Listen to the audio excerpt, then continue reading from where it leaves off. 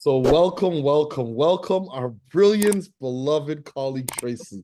We so appreciate your consistent leadership and solidarity. And as always at SEPSI, we give thanks to our creator, to the original stewards of the various lands we're on. We give thanks to all our ancestors, all those who toiled without compassion or compensation. We give thanks to all our elders and community stalwarts whose shoulders we stand on as we build, share, and learn together for our collective liberation and sovereignty. So Tracey, can you please introduce yourself to our listeners and viewers and share a bit about your remarkable work? Thanks, Victor. Really appreciate this opportunity. I just have to say to you and to SETSI, thank you for talking with and speaking with and showing such authentic leadership with all the people who you've been interviewing, because it doesn't matter about their role, their background, their expertise, nothing. They're all part of the ecosystem, and it's so important to hear their voices. So thank you for doing that. I also want to acknowledge I'm a white settler, and I'm grateful to reside in the traditional lands of the Anishinaabe, Haudenosaunee, and Lenape-Wak, also known as London, is where I'm speaking from. My work has always been in philanthropy. I've over 35 years or so, maybe more, probably, but a focus on community building and social innovation has been my areas that I've been working in.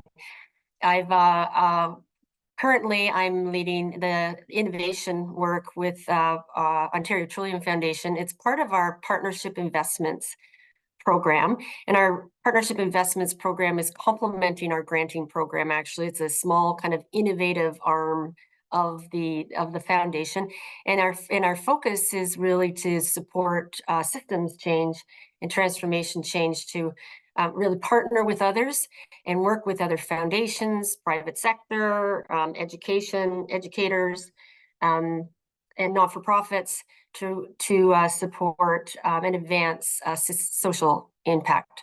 So that's some of the work that I've been a part of. The other piece that I've had some work, or I guess in the last probably 10 or 15 years, has been creating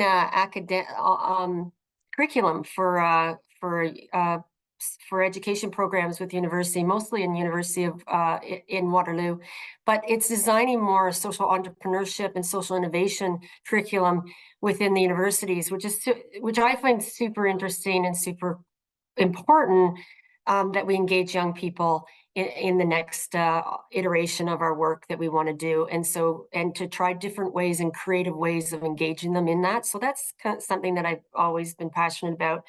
And just finally, just recently, I've now just been a part of a newly created accelerator. It's called Edge Finance Fellow Accelerator.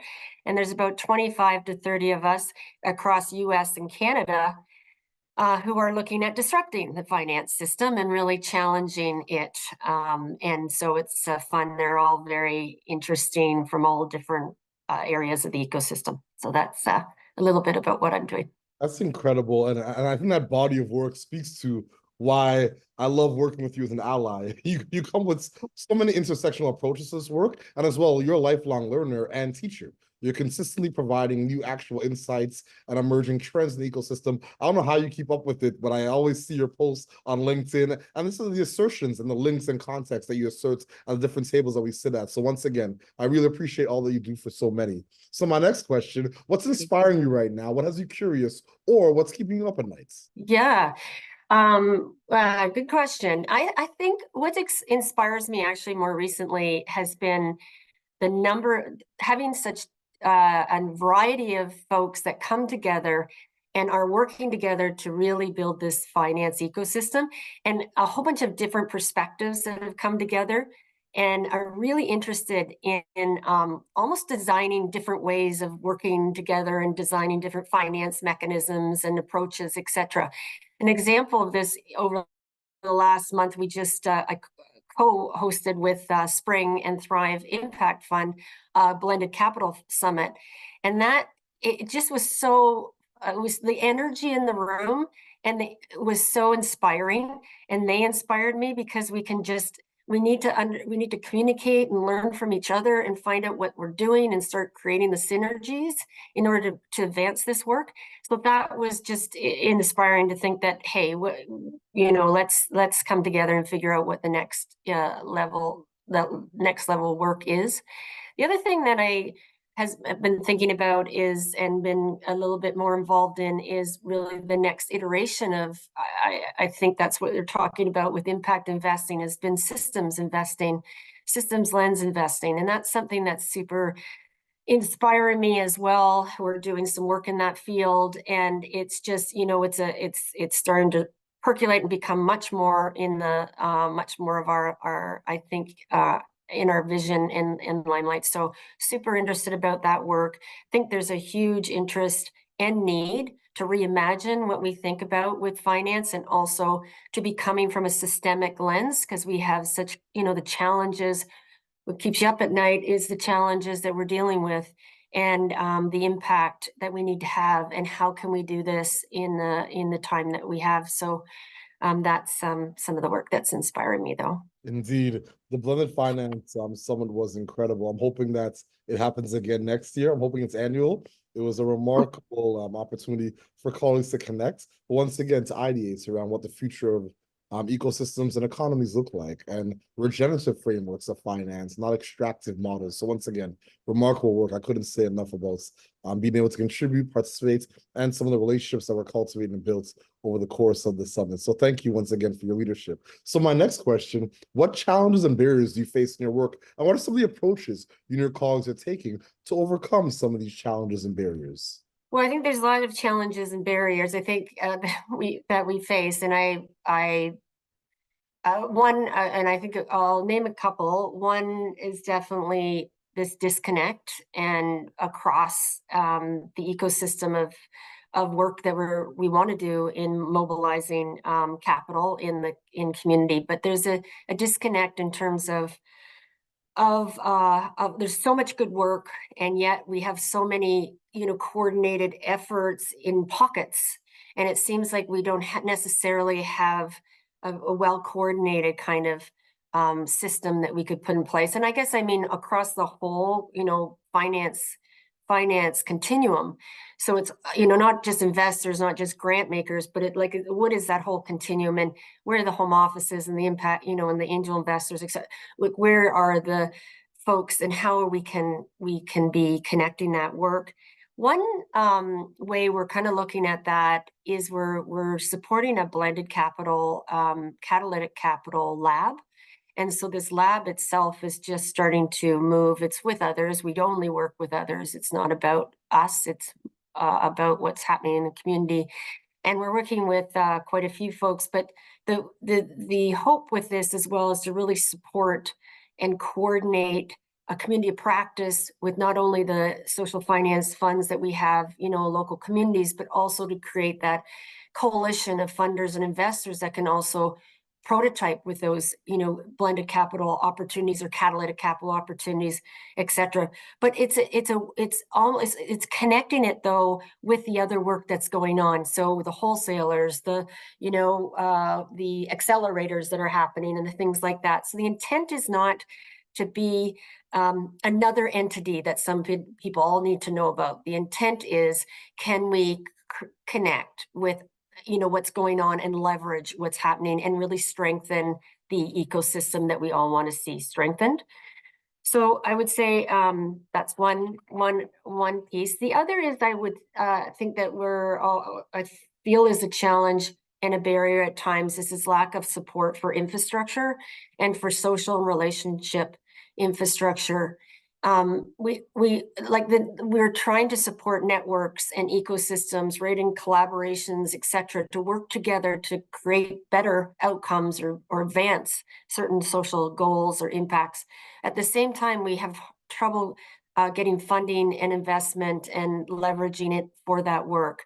In terms of relational and social infrastructure, that's so important, because it is relationships. It's relationships that we have with you, and others, that we can, create those authentic kind of connections, but also understand what's happening so that we can work together to do something. And that kind of work is not necessarily funded. So I think that's one reason that I brought in systems investing. I think that's kind of the one way of thinking. But it is something that we're constantly up against as we work in this field.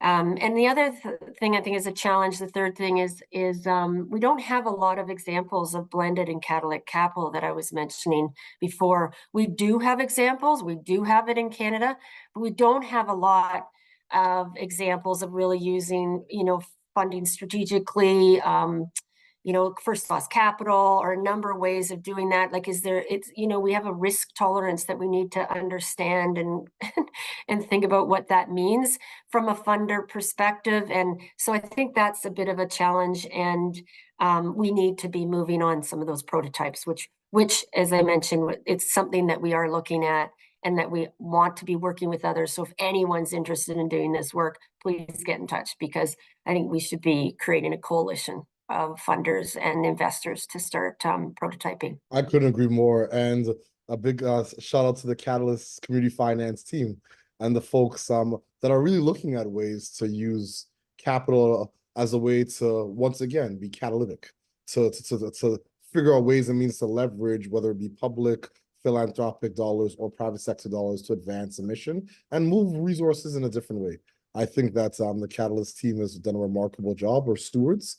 And once again, as Yes. the stewardship grows, I think we have to become evangelists for this work. Like, how do we onboard more folks, understand the different ways that we can, once again, reimagine how capital can flow in various ecosystems? So my second last question, what is your ultimate goal, and what does success look like to you and your colleagues? So I think if I spoke, I won't speak for my colleagues, but I know that, on our ultimate goal is what everyone I believe in this work really wants to do. And it is to build a strong, vibrant community.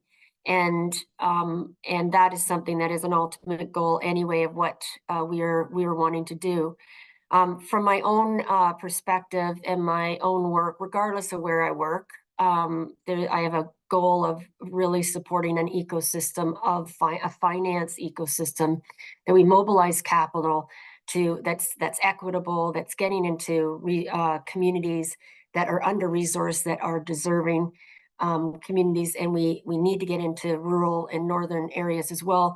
But not only that, we need to create I think what we all talk about is an ecosystem that has first equity, community in the center of the work, that community is designing and driving it, and capital follows, and that we have systems leadership that's across the different ecosystems, so they understand that we, even in this, in the finance system, so that we're not just looking at a one-off, but we're actually looking at, connecting from a systems lens. I think those are all important. I think we need to demystify language so that we are more accessible, and that we have others, that it is an inclusive finance system. So that's something that's I'm always going to be passionate about, regardless of where I am. I think that's something that's always going to be as a life situation, where regardless of a role. So. Incredible, incredible. I couldn't agree more. We got to demystify finance. We have to demystify data. There's so many things that we have to demystify in the sector.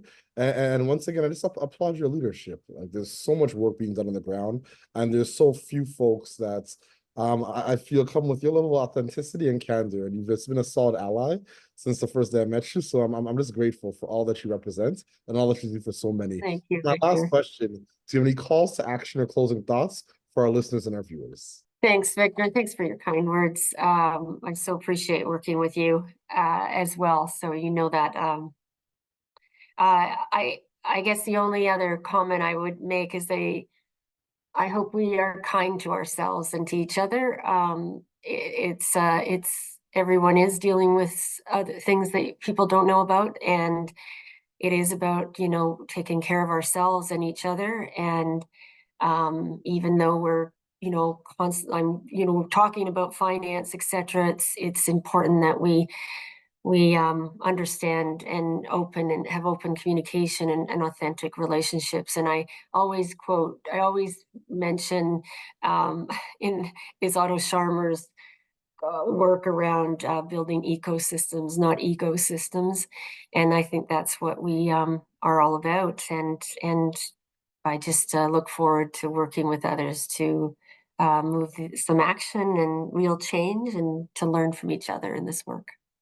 And I I thank you for for talking with me and having this conversation. I appreciate it, Victor. I couldn't agree more. Thank you so much. And my brother, my beloved colleague Paul Taylor, he did the opening address for the People's Social Impact Conference this year, and he mentioned the importance of joy, play, and rest. And I think that's a really nice one, which is just be kind to each other and be kind to ourselves. So I think that's a perfect way to segue and to close this remarkable conversation. Once again, Tracey, I so appreciate your visionary leadership and your consistent solidarity in the way you show up for so many. So as always at SETC, we close the way we began this conversation, this remarkable conversation, by giving thanks and acknowledging the original stewards of the various lands we're on. We acknowledge all our ancestors, all those who toiled without compassionate compensation. We acknowledge all our elders and community stalwarts, whose shoulders we stand on as we build, share, and learn together for our collective liberation and sovereignty. Thank you so much, Tracey. I so appreciate you. Thank you. Thank you, Victor. I appreciate you too.